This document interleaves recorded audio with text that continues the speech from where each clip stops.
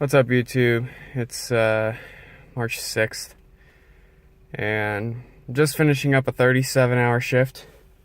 The truck's been sitting for about that long, so we're gonna do a little bit of a cold start. Right now it's about 19 degrees out here in Auburn. I think it actually might be a lot colder because it sure feels it. But, here we go.